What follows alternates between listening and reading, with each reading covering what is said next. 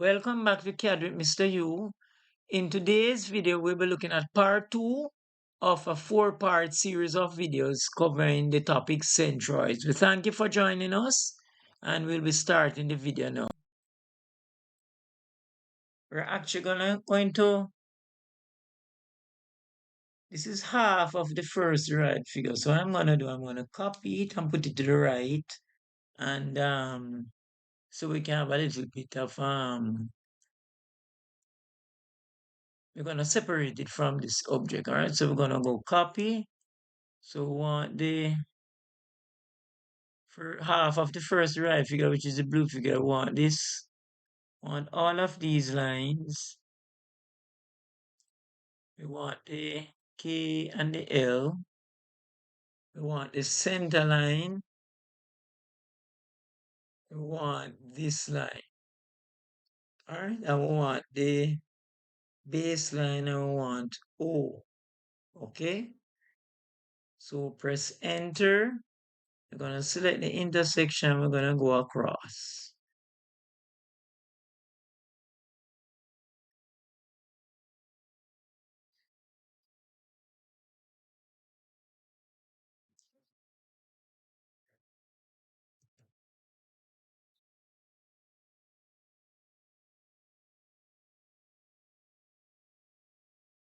All right, enter. All right, so this is our first derived figure, right? What we're gonna do, we're gonna mirror it to represent the first derived figure, right? So we're gonna go mirror, select our objects, enter. The first point will be there, the mirror line.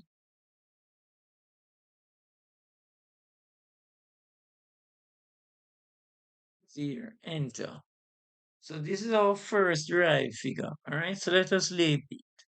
So this one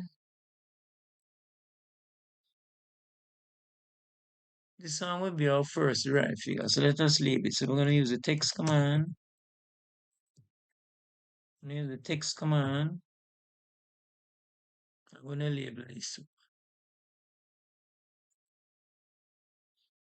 So this one is our first derived figure. Okay.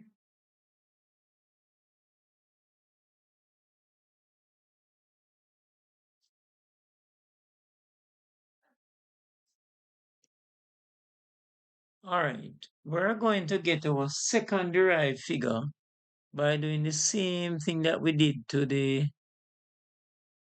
get the first derived figure. So we're going to draw the second derived figure by doing the same principle that we did for the first derived figure, right? But we're going to do it to the first derived figure. So let's go now.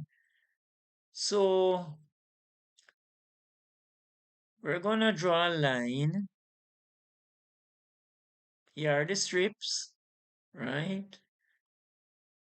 We're going to draw a line from where the strip intersect the blue object. We're going to draw a perpendicular line going up. So let's go now.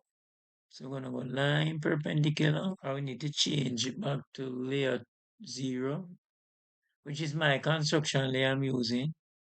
So here going up, perpendicular, coming back to O, enter. So the first point will be right here. So let's label it.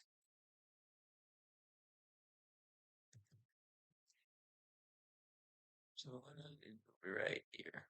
All right. We're gonna repeat the process. So we're gonna go line up to the to KL, coming back down to O. As easy as that, right? So we're gonna label the point PO, which should be right there.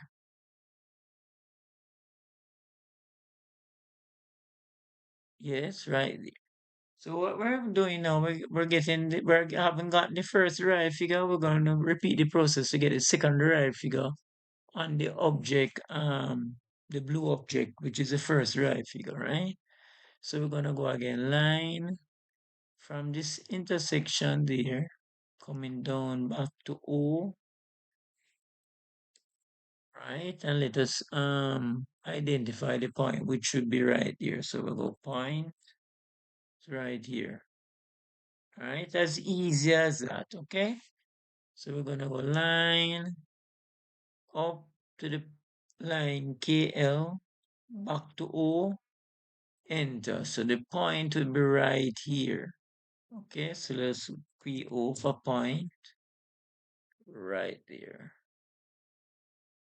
All right, good. So we're gonna repeat the process for here. So we're gonna go line going up. Gonna go back to O.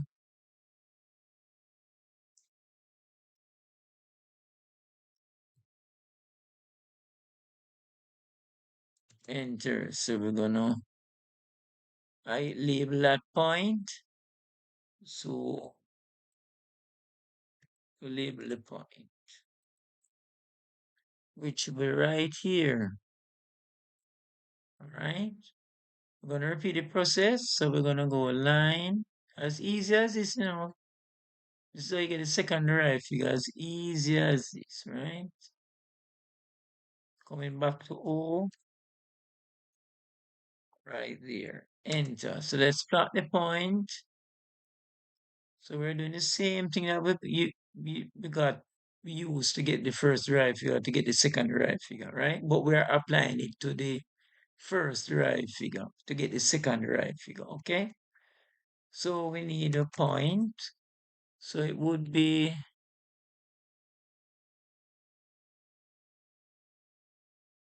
went up, down, it will be right here. Isn't that so? Went up, it will be right here. All right. And the last point will be right here. Okay. So let us plot that now. Oh, this point isn't here, This point here isn't there, It's right here. So let us the point coming from here going up, coming down is right here. All right. So let us plot the points now. So we're gonna select our use the red outline for the second derived figure. So we're gonna come here now using spline command. There, there, there.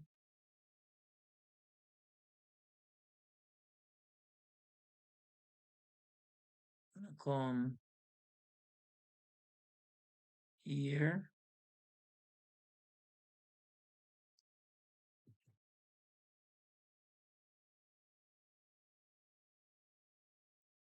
Turn off our ortho. Gonna go there.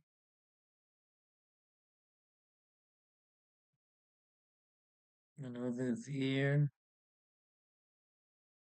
And then now the last point will be upright up here. There. Enter. All right.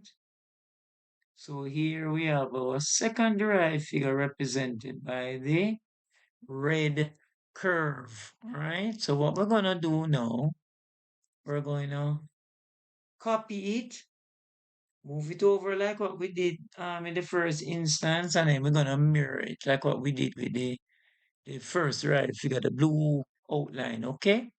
So we're gonna go copy. I'm gonna select our red outline. We're gonna select our center line. We're gonna select KL.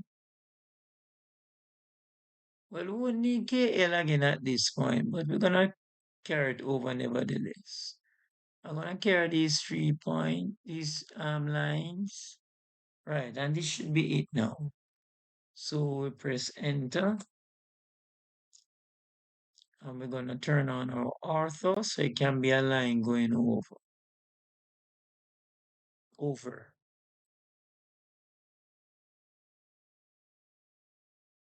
I'm gonna turn on snap so that it snaps.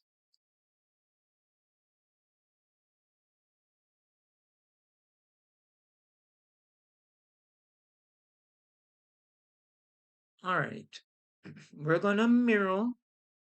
We're gonna mirror it to represent the This is half of the second derived figure, so we're gonna mirror it so that we can see the complete second derived figure. So we're gonna mirror there,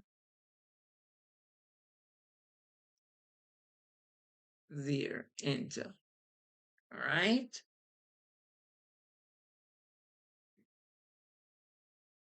All right, we're gonna break.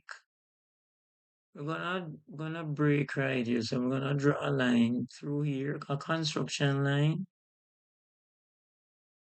Wrong layer. Just gonna draw a construction line here and then trim it so that it looks uniform. So there, enter,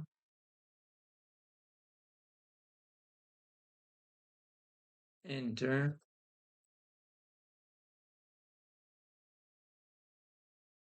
and I'm gonna trim in between here, okay? And then get rid of these lines, okay? All right. So here we have our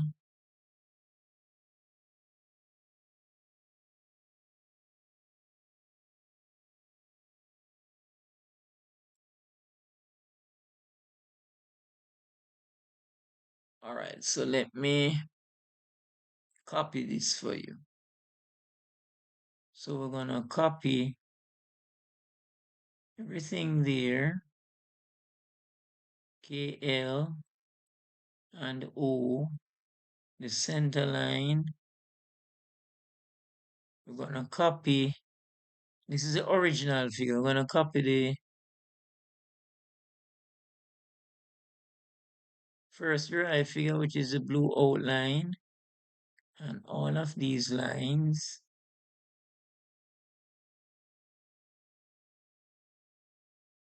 On the center line. We don't need the construction that we use to get the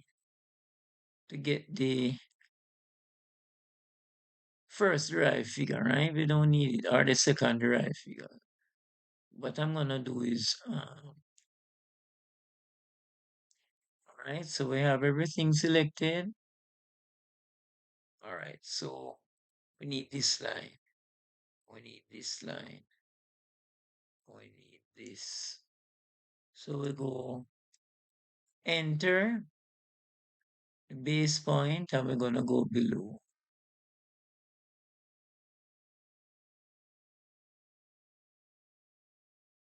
So we're gonna copy coming down, right here. Let's turn on our snap. Right. So here we have our, let us copy this to label our second derived figure.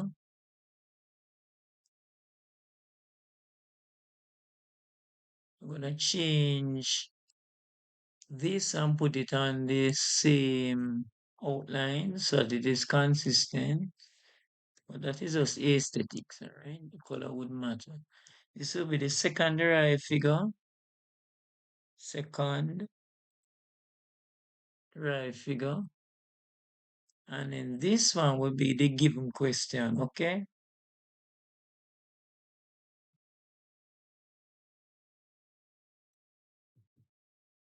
So I'm gonna center this. Right, so this one, so I'm gonna copy, I'm gonna label this. So we're gonna go in the text layer. I'm gonna start here, enter, enter. This is a origin. This is a given question. All right. So here we have the given question. Then we have the first derived figure and the second derived figure. All right. Now, what we want to do now, we want to find the area for A, which is this part. Let me put in bracket here. So this one is A. Right, so we want to find the area now for A. Then we want to find the area for the first derived figure and the area for the second derived figure, okay? All right. Now, we're going to need this line. So I'm going to copy. We're going to need this line. Enter. All right. We can actually copy another one below. So we're going to go copy this one. Enter. Base pointer. I'm going to put it there. And we're going to copy this one. So we're going to go copy. Enter base point. I'm going to put it right there. And I might need to put it. All right, good. Enter. All right, so as I said, we're going to find the area for A, which is this object, the original question, the first derived figure on A. This should be second. Should be second.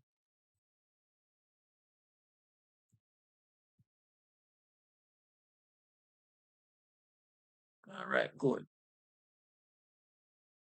So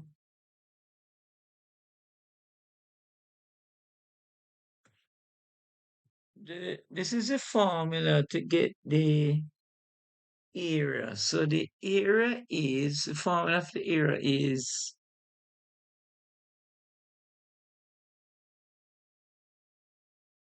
the pole distance times the height. All right. So let me write that for you. So we're gonna write text.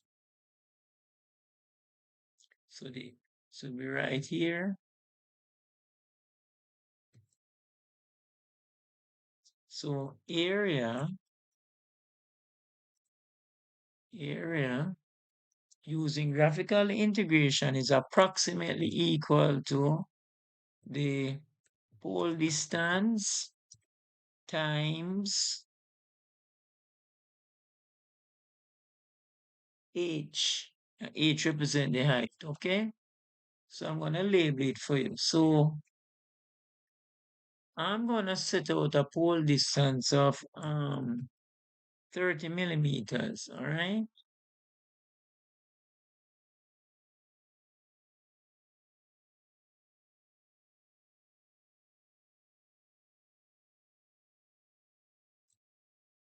I'm gonna set a pole distance of 30 millimeters, okay?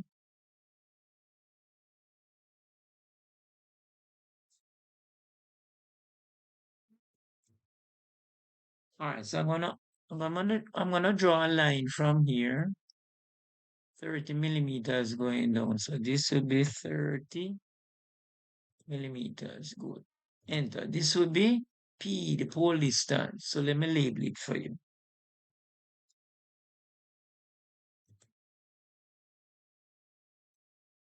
So this point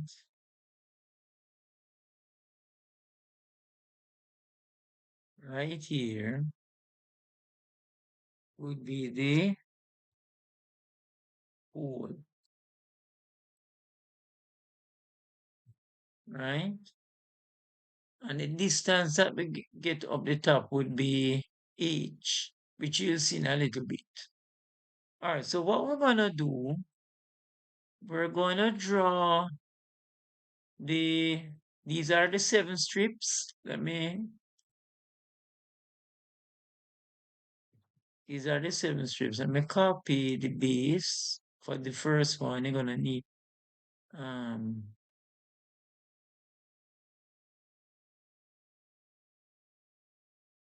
so we're gonna copy.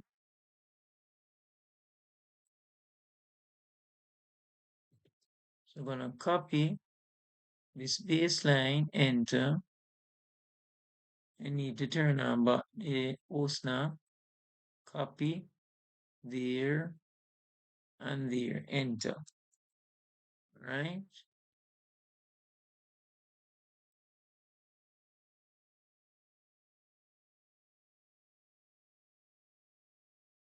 All right, so what we're gonna do now, we're gonna find the midpoints of these 7 strips, right? So we'll have to use the divide command to cut it up into 7 strips, okay?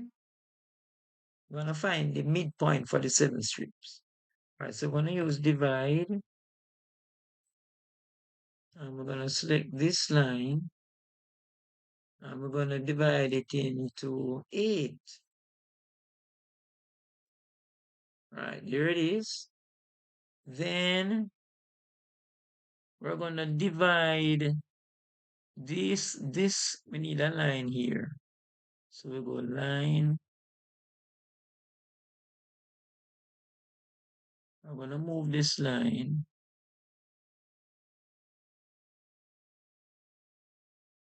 from here to there.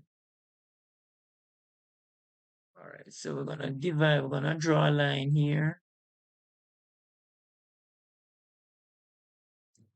We had a line before, but maybe when we were copying it, we didn't select it, all right? So we're gonna divide this line into how many parts? 6. All right, so there are the points already divided for us. So what we're gonna do now,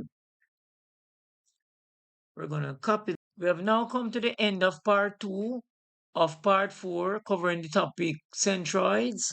We hope to see you in the next video entitled part 3 of part 4. Thank you. Thanks for watching the video, and don't forget to subscribe, hit the notification bell, like, comment, and share.